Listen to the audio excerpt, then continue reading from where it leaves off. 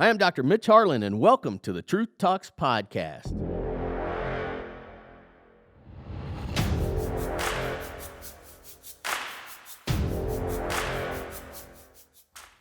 My name is Adam Reeder, but most people call me the Professor of Rock. I have to tell you, I feel extremely blessed because I've had the unique opportunity to converse with some of the greatest artists in the history of popular music.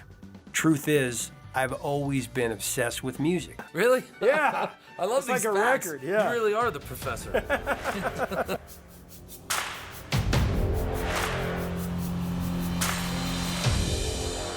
Hi, I'm Dr. Mitch Harlan, and welcome to the Truth Talks podcast. Tonight's episode is with the Professor of Rock, Adam Reeder. How are you, Adam? Doing great. There's a whole reason why there's this thing called the Professor of Rock, and I'm going to let you explain it because I would not do it justice. I talked to you a little previously off camera, and you made an impact in my life that I will never forget. You remember it? I do, absolutely. Sundance Film Festival, Kenny Loggins interview. I'm going to talk about sending the elevator back down for you. You know what that means? Oh, yeah. Yes.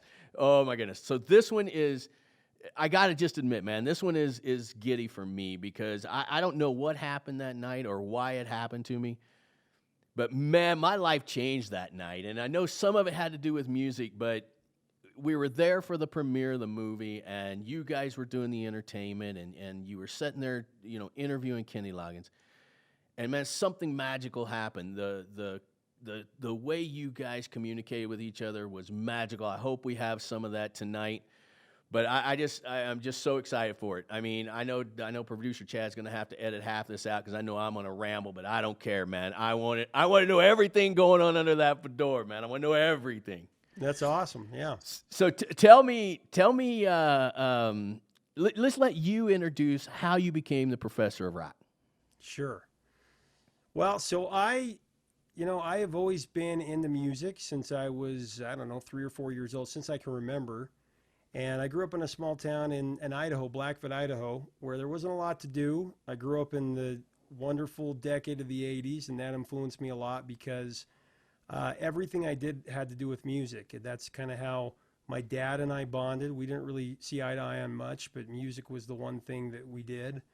And so he used to tell me some of the stories behind the songs, just things that he grew up with, the 60s, 70s. And I would listen to the Top 40 Countdown with Casey Kasem, the American Top 40. And that was like that. And then later MTV and VH1 were like my window to the world. Because here I am in this small town where is literally the potato capital of the world. That's what Blackfoot, Idaho is. And there's, farmland as far as the eye can see. And there's not a lot to do. I mean, I think we got our first McDonald's when I was 7 or 8 years old. That was a big thing for us. And so, I just always listened to the radio, always listened to pop radio and started buying, records. My dad would bring records home. And that was just really my window to the world and how I learned about pop culture and, all that kind of stuff. And so years later, I was in a band in high school and all that kind of stuff. And then I kind of became an entrepreneur, did a lot of different things. And I had some time in my 30s to kind of do what I wanted to do. And I started a band and we did some cool things. We toured and we won this award called the Hollywood Music Award that they gave away up in California. And at that time I started having kids, and I didn't really become a dad until I was 32. I was kind of a late bloomer there. And I just didn't want to be away from my kids. I knew I'd have to go out on the road to do this and really give it my all. And I didn't want to be, have them, have this little baby, home and me be out on the road. So I started a business. It was like a music, it was first called Music for the Masses, named after a Depeche Mode album. And it was like this business I had with a friend where he was like an engineer and a recording studio, and we would teach kids how to get into music. And, they could come in and help them write songs and how they market themselves as an artist in kind of the new world that it was, because at that time the music industry was completely changing. This is about 2010.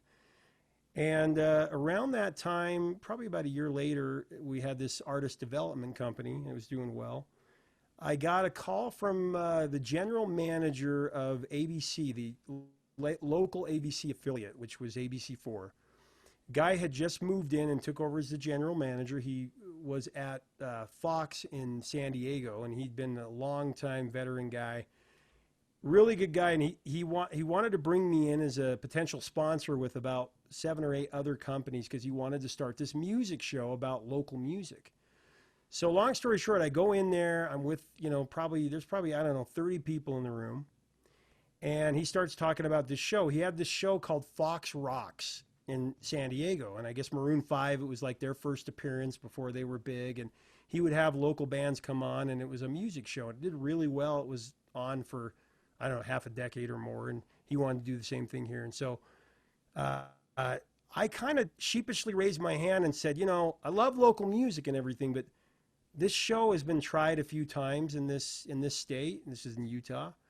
And I said, it hasn't done very well because honestly, people don't really care about local music until they become, Imagine Dragons. And I said, what if you were to do a show? I love this idea. What if you do a show where the touring musicians who are coming through the town, because Utah is not like LA where everybody's trying to get a piece of them. It's, it's kind of off the charts a little bit. And what if we got, did an interview and had a veteran artist as the big name, and then you could do local music as kind of the backdrop, and then you could have a big headliner like that. And he's like, I love that idea. Let's go, in fact, after it's over, he pulled me aside and said, why don't you help me produce this show? I don't just want you to be a sponsor. I want you to help me produce it. And I hadn't really ever done anything like that. I said, okay. And he said, let's find a host, So we interviewed all these people to host it, like DJs, radio DJs, and other types of personalities. We couldn't find anybody that really fit. And he said, why don't you host it? Like, you know more about music than anybody I've ever seen. Like, and you've got this kind of cool thing, like you got this hat and these glasses and these bowling shirts and thing. It's kind of a cool look, and you're just kind of a personality yourself. Why don't we do a little test interview? Down deep, did you want that? I probably did. I don't know if I ever thought about it, but when he said that, I was like, man, I would love to do that. So he set up the first interview. It was with Kenny Loggins, and we're coming up on 7 years, actually, in a couple days, 7 years ago. Kenny was my first interview. So I sit down with Kenny, and about 15 minutes into the interview, he just says, who are you? And how have I never heard of you? Like, this is one of the best interviews I've done. Like, you really know your stuff. And I didn't give it a second thought, honestly, because I thought, I bet you he tells everybody that, I don't know. I've never been in this business. I'm just a fan. I love Kenny's music. I grew up on it. I bought his records the day they came out, along with a lot of other stars that I loved. And I always loved his especially, Leap of Faith was always my favorite album because it helped me through some really hard times. So this was just me being natural. This was just my love, my passion for the music. And we really hit it off, and the interview was supposed to be like 15 minutes, and it went like, I think, almost an hour, And, when the interview was over, we were like, okay, well, thank you, Kenny. And he said, well, hold on. I just want to say that this guy's going to be around for a long time. Like, he's got what the classic guys had. And that was a different compliment than the compliment he'd done before, and it really blew me away. And I thought, wow, I'm so grateful that he would take the time. And then after the interview's over, he took the time to talk to me, and he opened a lot of doors for me. And from there, I had an interview pretty much a couple of weeks because we're doing this show. And this show, I had this 45-minute show that I was over, and the interview was only one segment of it. There was 7 or 8 segments in the show. So I would have to come up with segments, and then there would be like a live band, like a local band that we would have on. And then I would have to come up with 4 to 5 segments a week of just my own stuff. So I started writing every week, and I sat down with one editor, and we would just put together this 45-minute show. And I was a kid in a candy store because I could talk about whatever I wanted, So Right. I created all these like segments about, jumping jack flashback, like, we're going to go back in time to the year 1984 on the Jumpin' Jack flashback, and we're going to talk about the year that was. And I'd go through, and that's where I learned about like fair use and about, and about honoring artists. And Right. Just really took my own passion and wrote that out. So I would write these segments every week, and then we'd film them, and I'd put little clips in, and it was a lot of fun. And I learned about deadlines. I mean, I was working 90 hours a week. Oh yeah. It was crazy. You know what that's about. Yeah, there's just something special, man. I don't know what it is underneath that hat, but it's like really special. And I remember you talking too about like reading over 5,000 books on music. And man, I'm the professor tonight. I'm the professor gonna talk about the professor, right? Like it was your one of your teachers in school said you're not gonna amount to anything. And you know, you always had your nose in a book on music. I mean, man, when you hit your zone, and this is obviously your zone, man, it's just like a piece of art, just unbelievable. Did you ever think you would be on the couch of all these people that you've interviewed? I mean, it's pretty much everyone. I didn't. I always say that this was the dream job that I never knew that I wanted, because I didn't know really that it was possible. I mean, you know, I've seen Almost Famous and stuff like that, where Cameron Crowe did that when he was a kid. And I'm sure I had thoughts when I saw that movie saying, man, man, he's so lucky. I wish I could do that, you know? But I don't think that I ever thought about it. I was always into music, like in a band. But I realized that I was in a band writing music, trying to write music to honor the artists that had influenced me. Yeah. So I was confused. I thought, well, I'm going to be in music because I want to keep the music alive by, writing these great songs. Or, I had this song called Revive the Sound. And in the lyrics, I would say things like, it's ridiculous that Rush and Journey aren't in the Hall of Fame. And, I would use that and that kind of thing. And I always thought that that would be the platform that I would use to be able to honor. And I realized later on that that's all I ever did. I just wanted to honor these artists. And it was almost like, the man upstairs, and I know that everybody has their beliefs and everything, but I believe in a higher power, just opened the door and said, here it is. Because I tell you right now, there's no way that I should be doing what I'm doing, because how did this happen? I mean, how all of a sudden was I in this room with this guy who had moved in and just goes, I mean, how often does that happen where somebody who has no experience, no college degree in this, nothing, where he says, hey, help me produce a show. And then a couple weeks later, hey, you should host the show.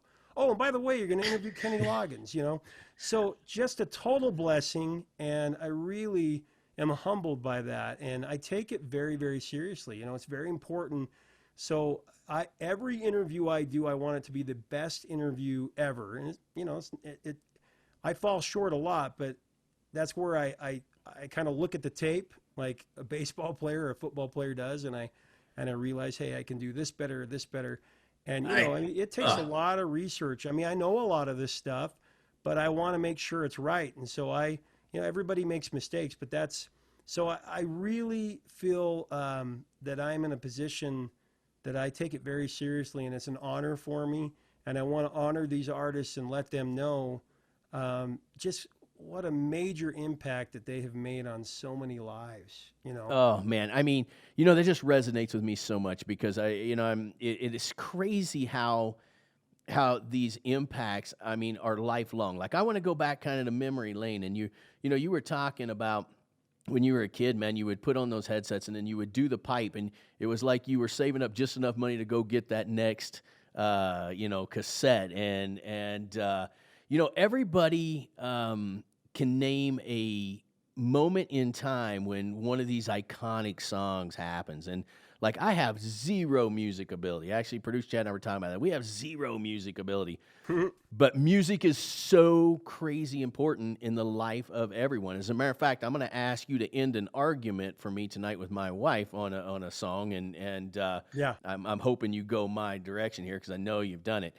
Give me your impression of why and I know you do 70s stuff, but why was the 80s and 90s so iconic? Well, today this happened, and I try to be very, very cognizant and very careful. I don't ever want to be negative about any music. To me, music is subjective. Everybody knows what they love.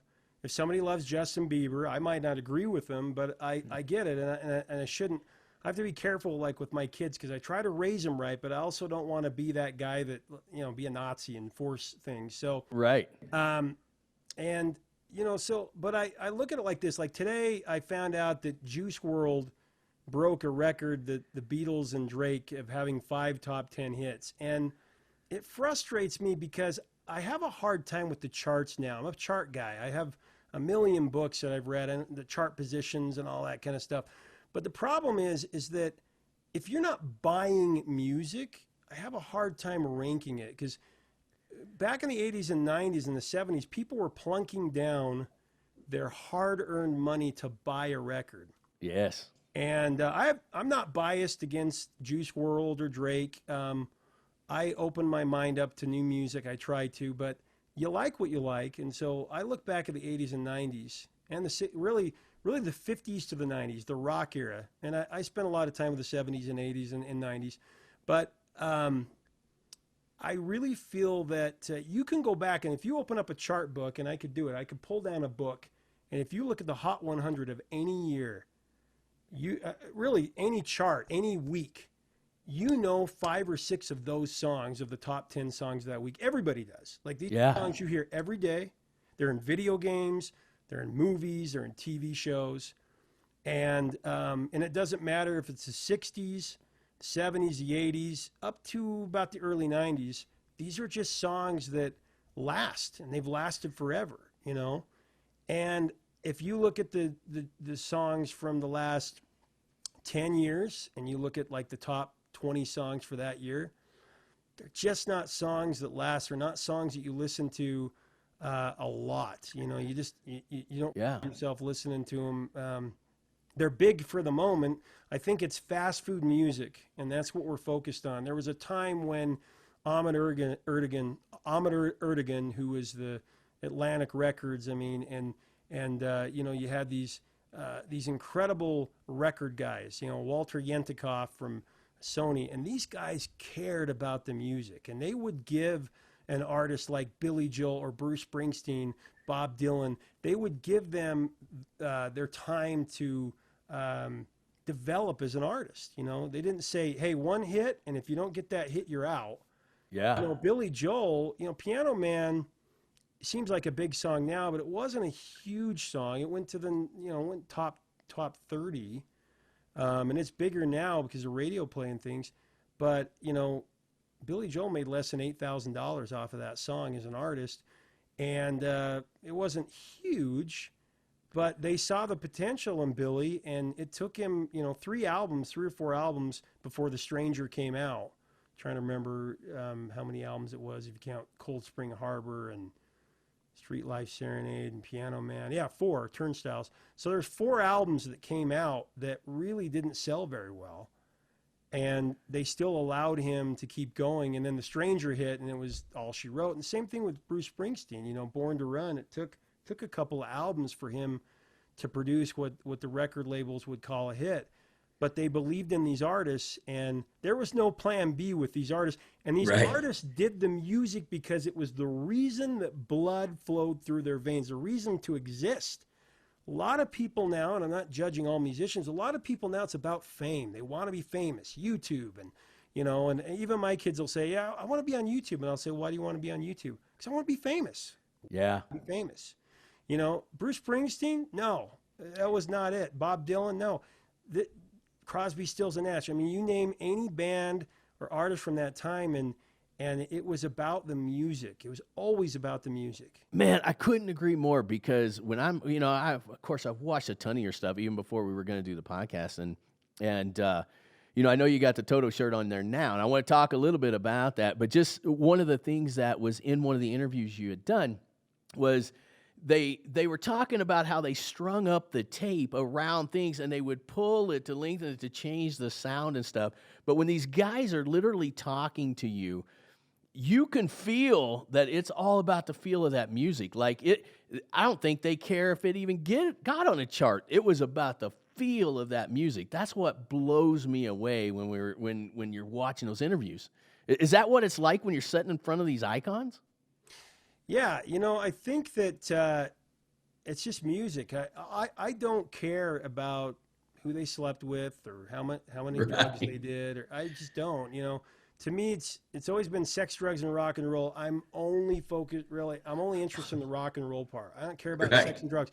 Now, if the sex and drugs, inspired the song, Influenced it. that's great. But to me, I want to get the natural response of being in that room with them because they're doing things.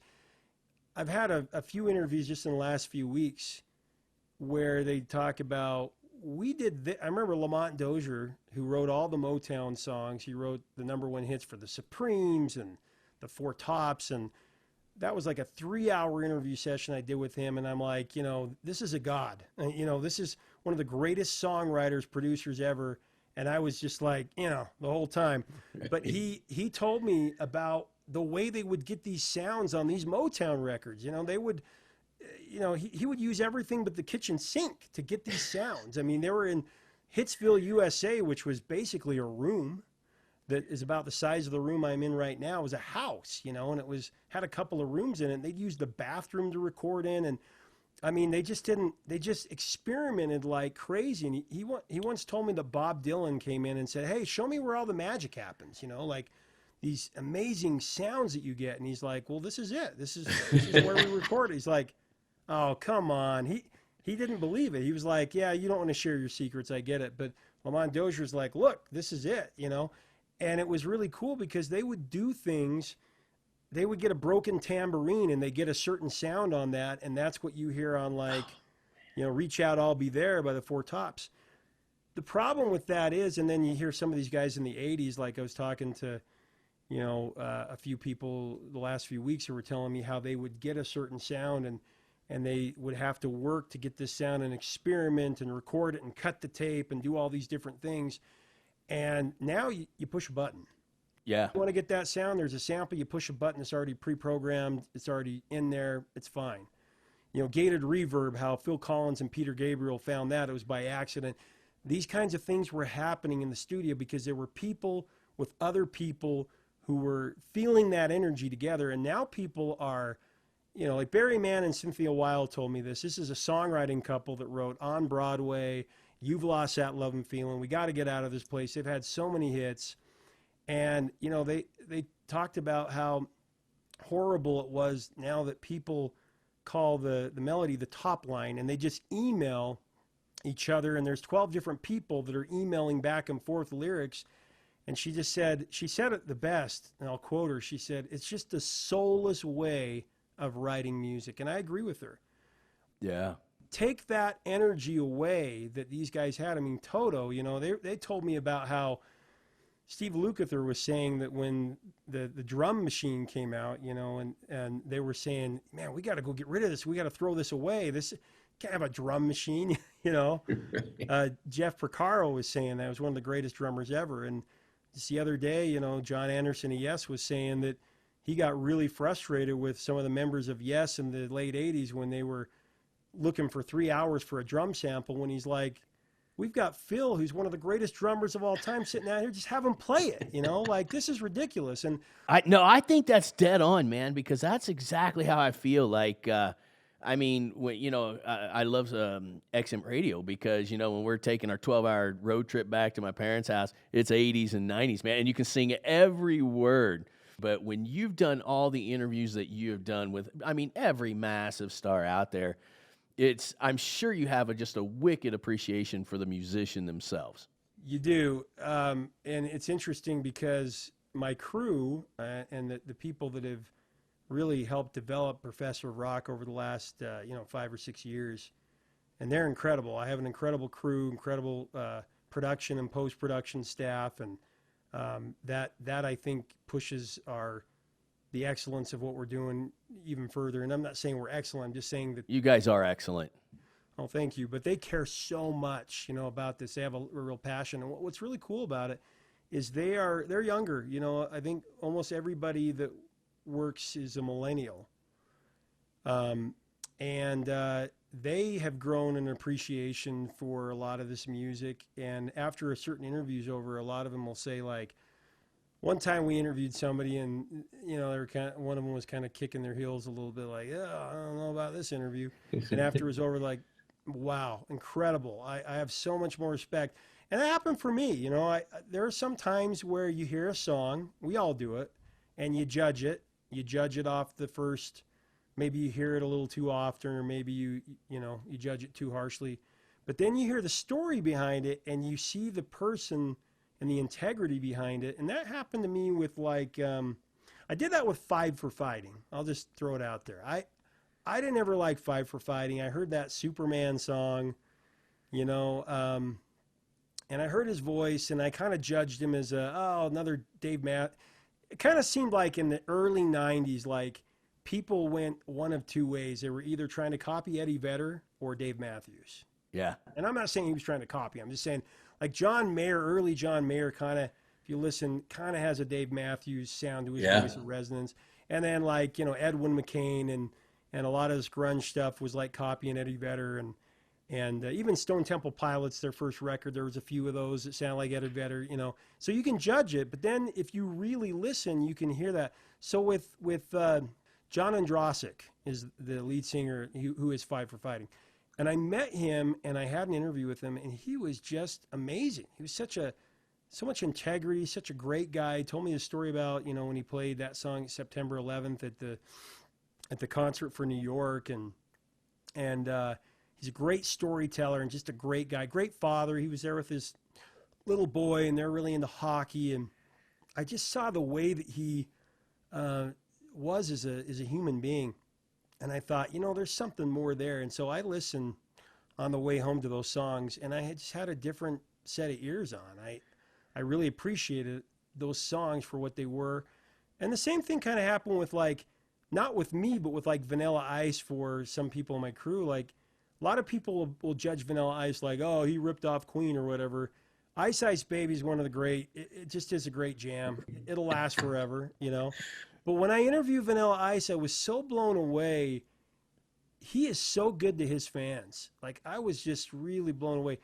He invited me to the show after to film on stage, and he was such a great host. He brought me back and, just said, hey, whatever you want, film it. It's cool, whatever, I want to help you out. I believe in what you're doing. This is cool. And we go in there, and after the show's over, this is at the, what is it called now? They've changed the name of it so much. It was the Delta Center, then Energy Solution. Oh, it's Vivint Arena. And after the show's over, it's a big 90s show, and he was the final act playing. He's kind of the reason people came, and I think, so anyway, it's over. And he sat there after the show was over, and he signed autographs and took pictures with every single fan that waited after the show. I'm talking hundreds of people, and every single person. And he saw somebody way back in the background, this little girl who was trying to get through the crowd. And he said, hey, he told one of his security guards, go grab that little girl, bring her up here. I want to make sure that, she doesn't get left out. And I was just and I don't think it was a show. I think that's really how he is. Yeah. And I've heard his fans say as much. So I have a great respect for people that do that. I think Taylor Swift does that really well. I think she's so great to her fans. And that is a little bit of a lost art. I think when people really appreciate where they're at and appreciate that the fans are the reason that a lot of the reasons why they're there, where they, and they say that, I just think that's so great. So Chris Isaac used to do that. We would go, that was one of Mindy's favorite singers, and we went to a bunch of Chris Isaac concerts, and he would stay to the end. I mean, he would literally stay there to the end. And there's something that a little point I want to touch on is, it's about getting to know that character of that person, right? So I want to paint this picture. We're at Sundance, and I'm there for the premiere of the movie, and there's this entertainment going on. There's this guy called the Professor of Rock and Kenny Loggins. Now I don't want to hammer too much on Kenny, but dude, I got to just tell you that it literally changed my life that night. And I think sometimes you're kind of emotionally ready to accept some things at times or whatever. But, sure. We're sitting there, and you're sitting across from Kenny Loggins. He's got his guitar. And, man, you brought me into a moment that was we're sitting in the backyard, around a fire, and freaking Kenny Loggins is just sitting there kind of strumming the guitar. And I knew him from Top Gun and Footloose, but I kind of only knew the soundtrack. And that was something that I'm the moment you started to interview him, it was like this whole new planet opened up. And talking about Danny's song, talking about the Pooh song, like that still blows me away, right? And you knew all of that information, and it was like he would play those little clips of the song, and I don't even know, it was like a couple, 2 or 3 chords, but the whole crowd knew every word of every Kenny Loggins song. The fact that Michael Jackson was a backup singer, Elvis Presley covered a song of his when he was in high school. I mean, are you kidding me? And it was like this. It was a religious experience for me, man. And I'm sure you get this all the time, but it was like that was the music I grew up on, and man, you brought it out. Even producer Chad, we were talking about this tonight, or earlier today. He was like, he remembers being on his Walkman, kind of dancing around to the whole Footloose thing with his buddy. Yeah. I mean, it was a part of your fiber of your life, but there was so much more to Kenny than I ever knew. Yeah, and that's kind of my goal too, is to open it up for people to understand that. We kind of just talked about that a little bit, about understanding who they are, Yeah. artists are as people. But Kenny, there's so many underrated artists out there, and I know that's a word that's used a lot. It's overused now, or underappreciated. But I think I came from a time where critics had a lot of power. Rolling Stone, if they designated that somebody wasn't cool, they had a lot more power than they do now. Yeah.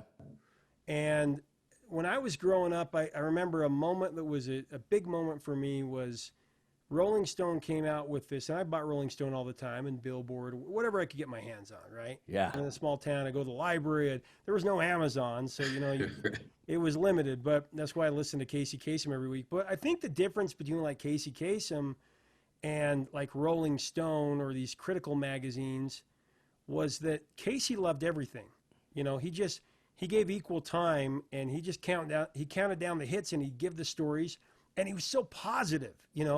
As a kid growing up in a town that, there wasn't a lot to do and everything like that, and I was kind of excited to get out of that town for a long time, right? Kind of had Bruce Springsteen, like Born to Run, like it's a town full of losers, I'm pulling out of here to win, or Right. Thunder Road, But of course, I loved my small town, and realized years later that I, was in such a rush that I missed how great it was. But my point is that Casey Kasem was so positive, and I just thought, well, Billy Joel and Toto and Styx and Journey and all these cool bands, that Rolling Stone did not think those guys were cool. So I remember getting this Rolling Stone magazine that was the best of the 80s. It came out like in the last few weeks of 1989, and it counted down the top 100 albums, what they thought were the greatest albums of the 80s.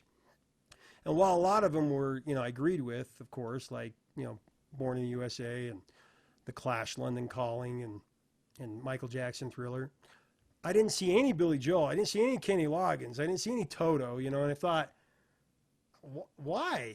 And I kind of said this, and my dad heard me, and he's like, well, because those guys aren't considered cool. I mean, it's great music. I love it. But, Rolling Stone and the powers that be don't consider those guys to be cool. And I didn't get it. I didn't understand it, because I'm like, Billy Joel's way cool.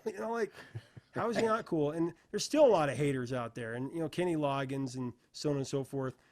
But to me, my ear was always, and I think it was Casey Kasem and my dad that had this effect on me, it was always about just the song.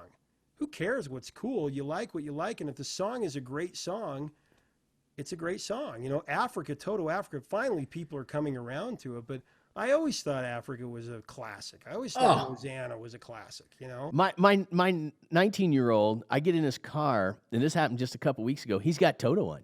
And it just puts a smile on your face, right? You're like, oh yeah. But now he's my kid that is into music, man. This guy just loves music, and it is so funny how they are attracted to the same thing that touched me, in that soulful type of way. It was just magical, and I'm sure that you had to have done research all over the place, because I mean, I watched some of your stuff that all these different artists are like, man, you know more about me than I do. Or, oh, that's why they call you the professor of rock. Man, you only get that if your passion exceeds the limit, right? And it's obvious that you've got that down there. And it was obvious that night, you know. But it was just all that different stuff that just completely changed. That night I knew, because we knew we were going to be doing a podcast and all that stuff. And I told everybody that was involved, I said, listen, we've got to be the professor of rock good. And everybody's like, okay. I'm like, that means we got to know everything about everything. And they're like, okay. And then they started watching your stuff, and they're like, oh, my God, now I get it. And that's a gift, man. You just have a gift. I never thought that we would live in a world where people it's just part of the internet, right? Social media and YouTube, where people will say horrible things to people that they would never say to somebody's face. And, and I guess you'd say I'm a sensitive guy or whatever, but we try not to. I have to read the comments sometimes because I want to, interact with our community. And people will say, the self-professed Professor Rock. And I just want to say that it is a nickname that came that was not my doing. In one of my interviews, I think it was my second interview with the Beach Boys, they made the comment when the general manager from ABC was in the room, and they just said, man, you know more about us, than, like, how do you know all this stuff? Like, you're like a professor of rock and roll, if there was such a thing, like professor of rock and pop. And all of a sudden, like, interview's over, I'm leaving, and my the general manager says, Adam, that's what we're going to call you. We're going to call you the professor of rock. No, that professor of rock is, like, it couldn't be any more classic and perfect. As a matter of fact, I'm drawing a little bit of blank right now on who it was, but on one of the interviews you did, this guy, and obviously it's an incredibly famous guy. I'm wondering why I can't remember his name right now. But anyway, he reaches over to the end of the interview, and he looks at you and he goes, oh my God, they told me this was going to be the best interview ever, and it is. And then there's all of these clips. So Professor of Rock fits perfect, man. Absolutely perfect. Let's, and I still want to do a couple more things about Kenny Loggins, because I thought it was really just absolutely fascinating. But how you knew all of that stuff, and one of the things that is really incredible to me, and I think we owe it to mention it, because where you have been and how you have influenced tons of people in the world of music. Kenny was that guy that sent the elevator down. And I remember you saying that, and I think that also it hit my heart so much. I fell more in love with Kenny. I mean, I'm like, oh my God. And without those people, because I've got them in my life too, man, none of this stuff happens. And I do think it's a blessing, like we talked about. I think that was just God's divine gift. But obviously, from a small kid to where you're at now, this was your destiny. It's what you were designed to do. But you know what? Without those Kennys, man, No, there's no question. Jack Lemmon is the first one I remember saying that. He said that to several actors that he worked with, who said, listen, it's your responsibility now to send the elevator back down. I'm trying to do that. Now that I've done it for you, it's your responsibility. I can't remember exactly, but that was really the idea. And to me, just ending that last point into this point, Professor of Rock is not really even a moniker or name. It's an idea. It's an idea of professing, putting together the great stories of the songs that have been the soundtrack to our lives. And, there have been so many people in my life before this, who sent the elevator back down and helped me to be where I'm at. I would say right off the bat, Richard Dutray Jones, who's the general manager at ABC4, here's a guy that took all the risk in the world. I mean, to say, oh, help me produce a show. You know what? In fact, you should be the host. Let's do it. I mean, that was putting a lot on the line. I know there were people in the in the station who thought he was crazy. They're like, why? What's this guy doing here? He has no business. There were people who told him, like, we need a Barbie doll. We need we need somebody beautiful like this guy in a hat, and these glasses, like he's a nerd, or whatever. And he didn't listen to that. He focused on that. That was amazing. Kenny Loggins. I mean, obviously, this is a guy who didn't even have to do the interview with a nobody, with somebody who never heard of. I think of my dad, who he sent the elevator back down in a few different ways. Sometimes it was, we didn't get along, and it was kind of that thing. But it was also teaching me about these songs and taking the time to tell me the stories and this beautiful town I grew up in. So there's a lot of those. My wife, she's incredible. From the very day one, it's my second marriage. My first marriage, I had somebody who wasn't as supportive, who just, didn't believe in it. But my wife has always believed in me. She's always said, honey, you can do anything, that is so dead important, man, when you've got that support cast and I mean, I know what it's like to be on this side, right? You're the interviewer, right? And it's so much easier than being the interviewee, especially when you're talking about you, right?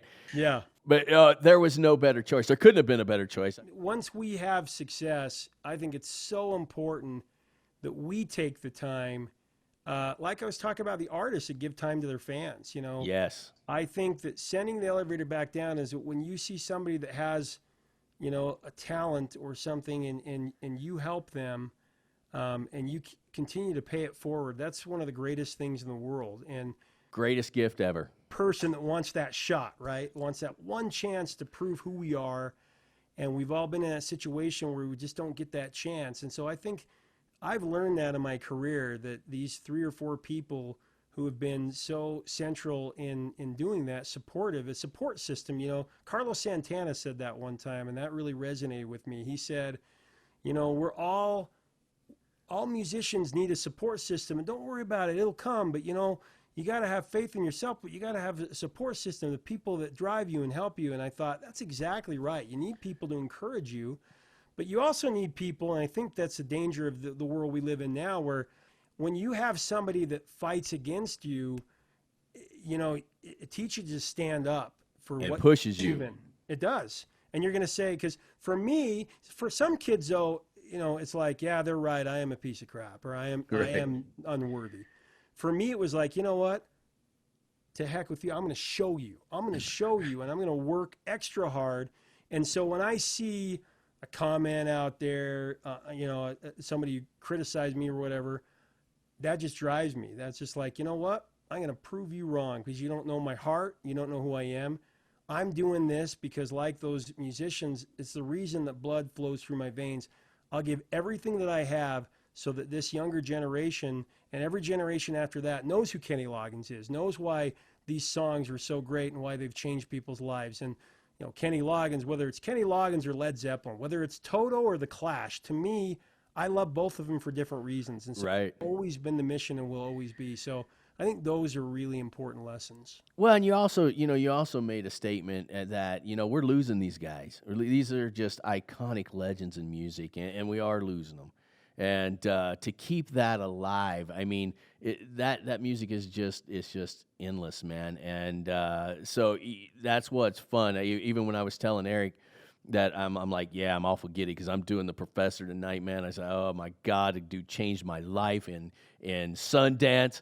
And he was like, oh, I can't wait to listen to that one because he resonates so much with music. But we all do. We know where we were at in the car when a certain song came out. Oh, totally. Oh, just. Remember when Kenny said, one of the most important parts of that Sundance thing for me, and I'll send it to you because we have it edited, but he talked about the real thing. It's a song about when he was talking to his kids about he and his wife were getting a divorce and how he had to kind of break it to his kids. And there was this moment I wasn't expecting. It came out of nowhere where he started playing a Lyle Lovett song. If I Had a Boat, Yeah. And he just came out of nowhere. It wasn't planned, and I know that it was just something that he was inspired. And it was a moment where he was choking up. Completely. And it was so cool. I was choking up. I was like, this is incredible because I've been there. I know what he's talking about. There's so many people out in the crowd that know exactly what he's talking about when he said, I did it for you and the boys because love should teach you joy and not the imitation that your mommy and daddy tried to show you.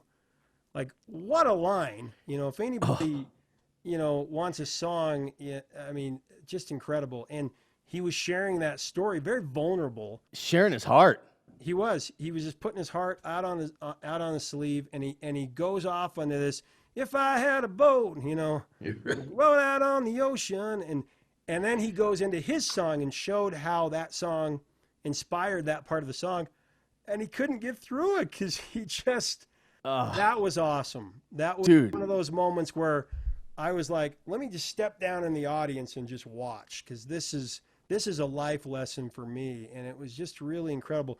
Those moments are like, hit you in the feels, hair standing on straight on end. And there are moments in the interview, in a lot of these interviews, where I'll just be blown away, and I'll just be like, oh yes, I can't believe we just got that moment. That is so cool. And I'm sure that happens in a lot of them. I mean, again, I was preparing for you, which is, I already knew this was just going to go in all kinds of directions, because I was just like, oh man, I want every bit of knowledge that's in your head. I want every one of those stories, right? And you've done close to 500 interviews of every legend imaginable, which kind of gets me down to a couple things too. So one of the interviews you did was, Men at Work, right? Yeah. And is there anybody that doesn't know the song "Land Down Under"? I mean, is there anyone who doesn't know that? I don't think so. I mean, Colin Hay, lead singer, which is really interesting because he's actually Scottish. Yeah. Scottish guy who wrote a song that has really become Australia's, second national anthem. That's very interesting. But yeah. So when these guys, do you know the backstory to these stories, or when you're interviewing them, is that when you get where those songs came from? I do. I know everything that has been really said about it. I mean, for the most part, I think if you go from probably about 65 to 93, 94, even the 50s too, but the problem is we don't do a lot with the 50s because there's just not many people that appreciate or recognize. And I have a different kind of love for every decade. Like the 50s have a really special place in my heart. To me, that was like the birth of rock and roll, the Innocents, Elvis Presley, Little Richard, Chuck Berry, Brenda Lee, all these incredible artists that I just think we need to give so much more love to. The 60s, to me, if I had to say what I think is critically the greatest decade ever of music, I would say it would be the 60s. The 70s, I think, was the greatest for albums. I think that was the greatest time for albums and experimentation through a longer, LP. The 80s are my personal favorite decade. And then the 90s, I have an appreciation for because, going to high school, and I think when Nirvana came out and really changed everything, that was a really cool moment. I think that was really the last time that rock and roll saw something that really, just became a tsunami and wiped everything away. So that's how I feel kind of about each decade. But I know the story probably about 65 to 92, I would say. I pretty much know the story of most of these. And there's no doubt. And so, but I want to get a different take from them. I want to get more out of it. And it's hard with the YouTube channel we have right now because Down Under we released today, and it's doing pretty well, but it's about a 9-minute piece, and probably about 7 minutes of that is interview. That was one of my first interviews. It's probably about my 80th, 70th interview, but it was back in 2015. I've gotten better and better, like anybody does, every interview you do. Right. Putting in your 10,000 hours, right, has been said many times. So when people will see like an interview, like I did an interview last week, a Zoom session with the guy, Mike Lindup from Level 42, is an 80s, kind of an 80s funk jazz group that had a big hit called Something About You. And that's like it's like a 28-minute piece breaking down the song. Yeah. Down Under is only 7 minutes. So I'll get with Colin Hay again, and we'll have 25 minutes because, so it's interesting. I release these things on YouTube, and I think people look at it because of the way it's coming out, and they're like, oh, man, he must have just done this interview. How are you getting all these interviews during COVID? I don't see you guys wearing masks. Well, right. All these have been done before that. So I hate it, man, because I would love nothing more than you to be sitting here in studio with me, because there's something special about the energy that takes place in that same room. That was the Kenny Loggins thing for me. Like I can totally relate when he melted down like that.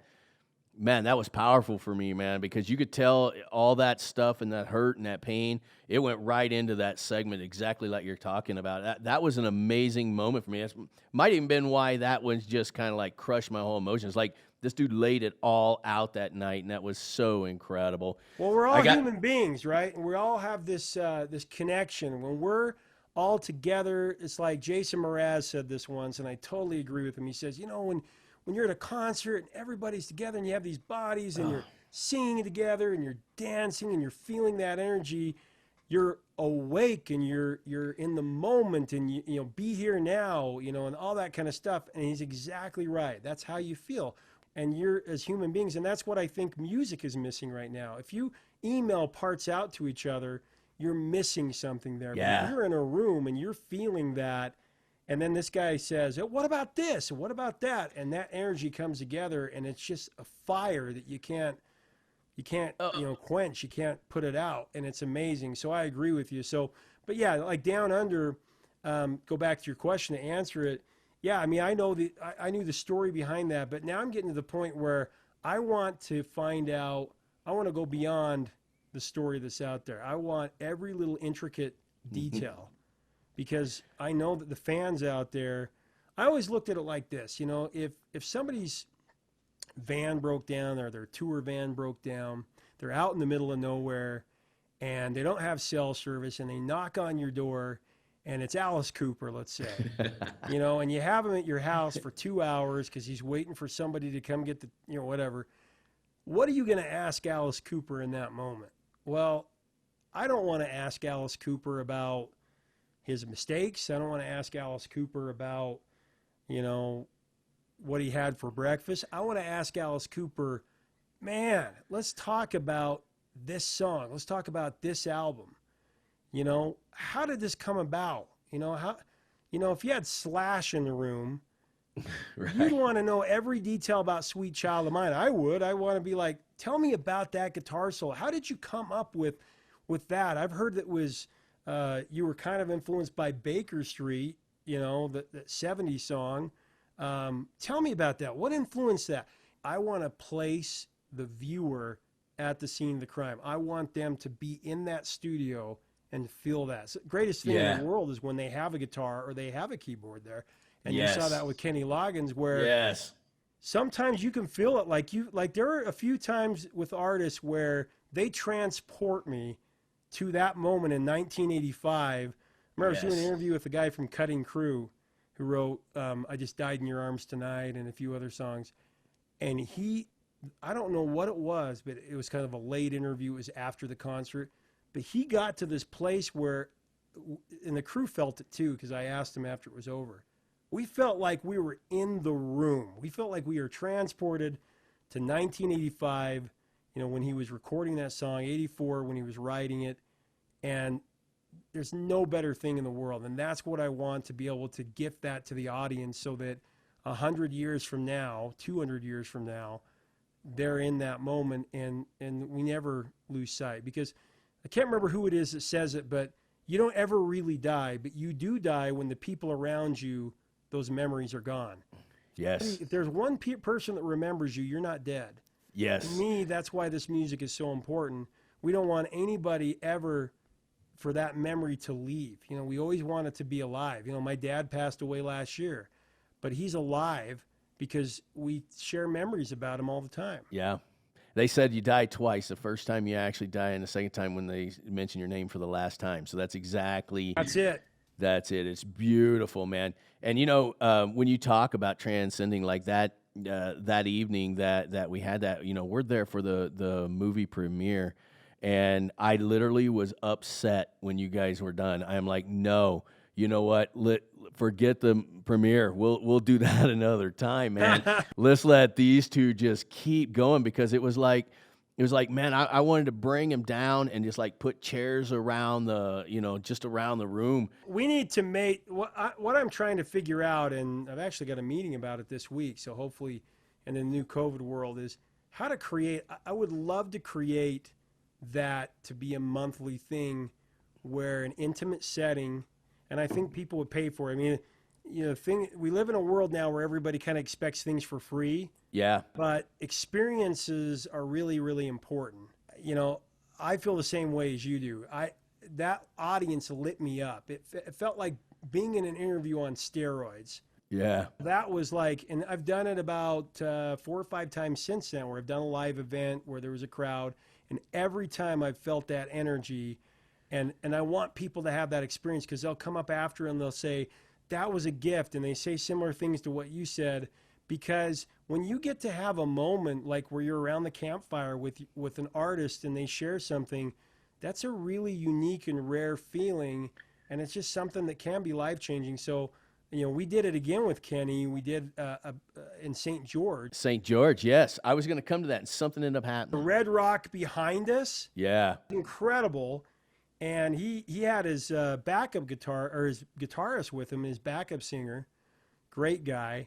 And they were harmonizing, and it was incredible. And we have that whole thing filmed. We filmed both, Sundance and this event, so the fans be able to see that. And that's another thing a lot of fans don't understand. Watching our YouTube channels, they'll be like, oh, I wish that this interview was longer. Well, it is longer. Usually I do an hour to 3 hours with these guys, but Yeah.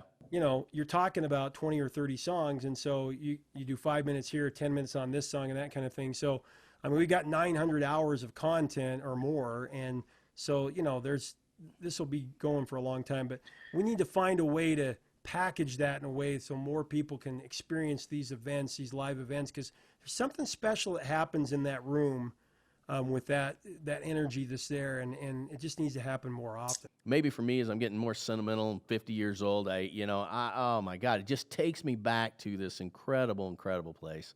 I think people would certainly do that. And It's like I know Field of Dreams, right? Field of Dreams, Moment man. at the end of Field of Dreams where, James Earl Jones says, they will come, They will come. If you build it, they will come. And it's so true, man. And that's kind of what we've done with Professor of Rock. I mean, to be honest with you, we've had some really supportive private investors who've just been incredible and done a great job, but they've really believed in this thing. And I think that people sometimes take that for granted. They'll say, well, what's the problem with, what you're doing is free. No, it's not free. It costs money to It does. film and to do all these things and edit and put it all together. But, that's kind of the approach we've taken, is like, this is so important. We have to get these guys before they leave this earth.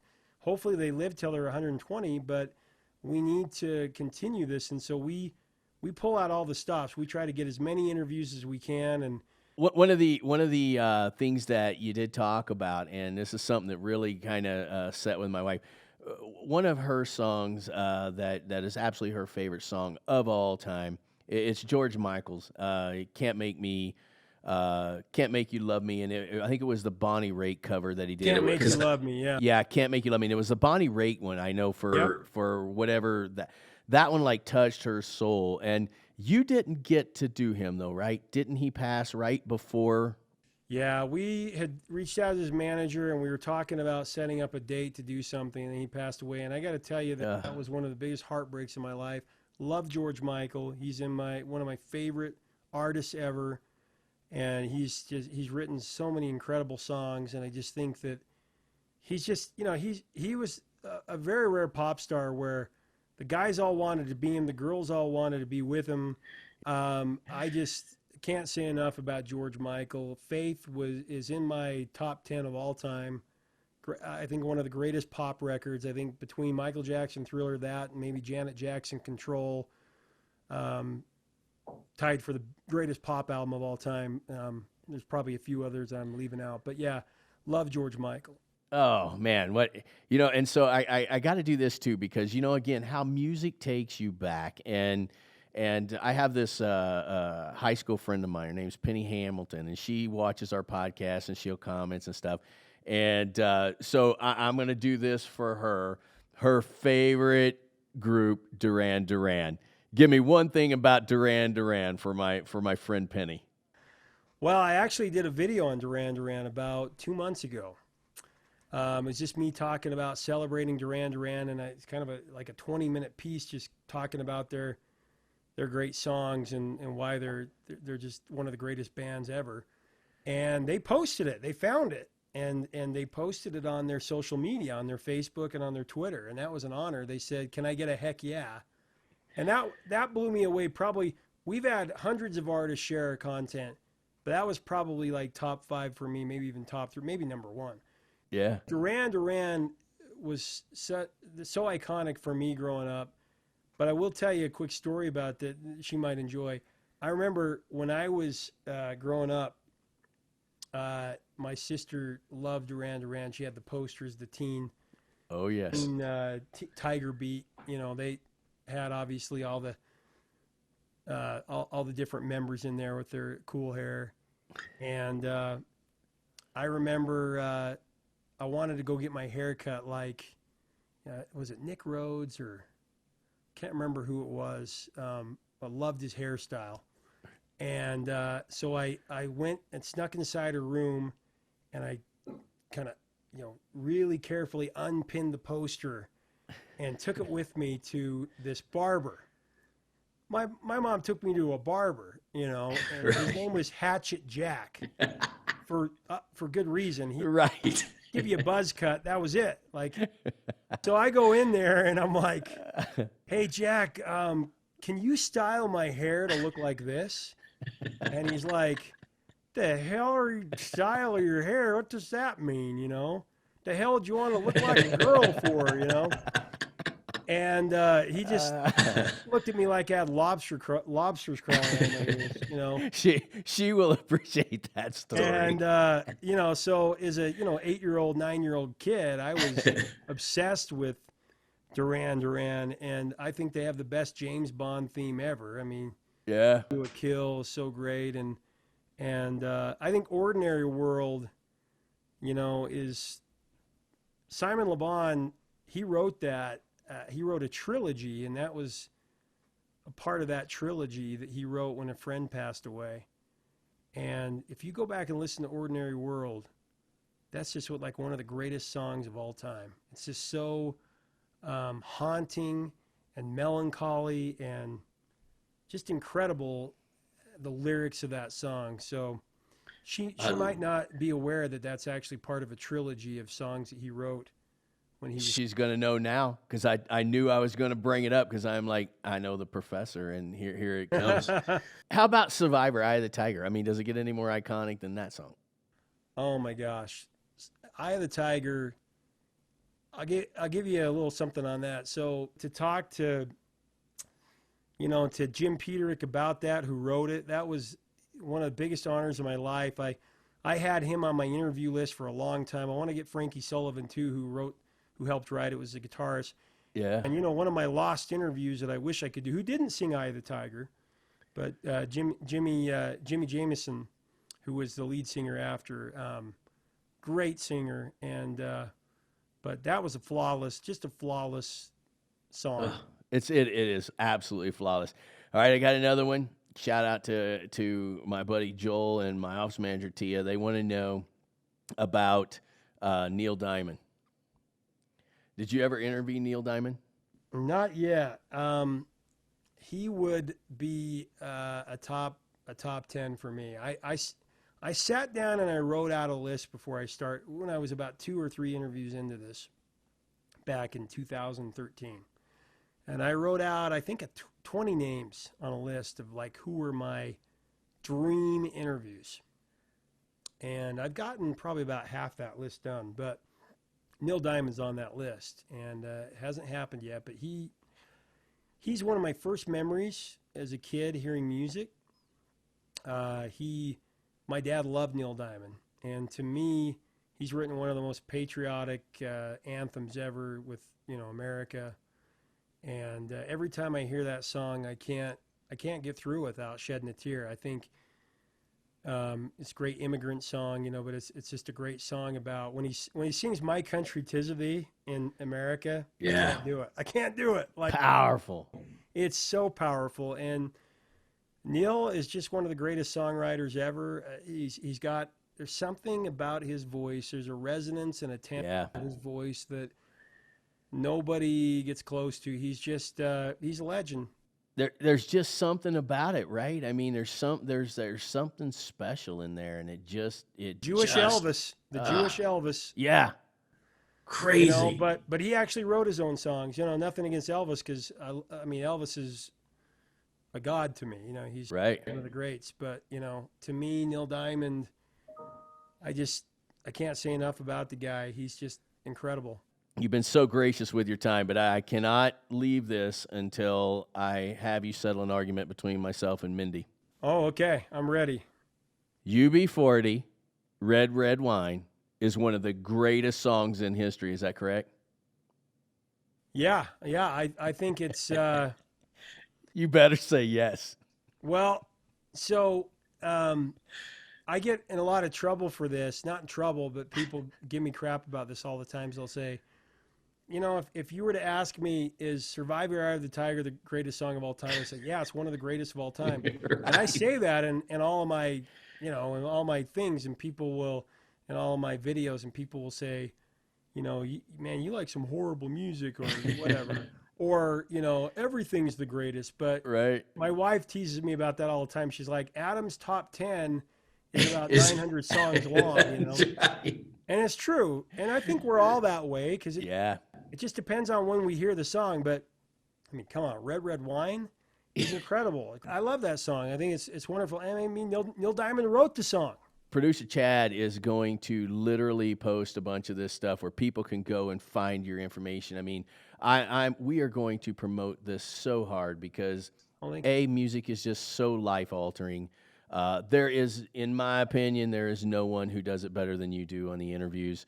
I can't tell you how much I appreciate your time because, man, we were standing on those stairs at Sundance Film Festival.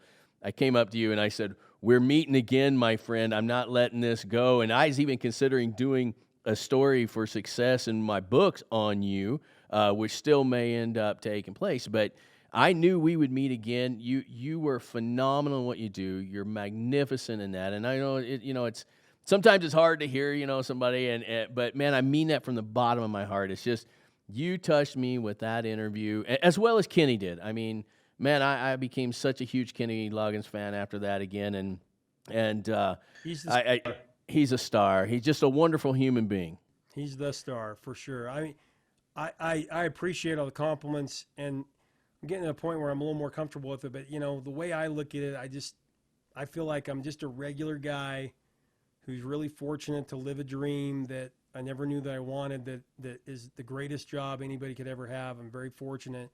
But I'm just a regular guy that's just really passionate about music. Yeah. I think that when you're passionate, you leave it all out there. So you are passionate, and it's beautiful. I want you to tell your wife hi from me and Mindy. Of course, it was so much fun spending time with you guys in Sundance. Tell the kids hi, and thanks a million for doing this for us.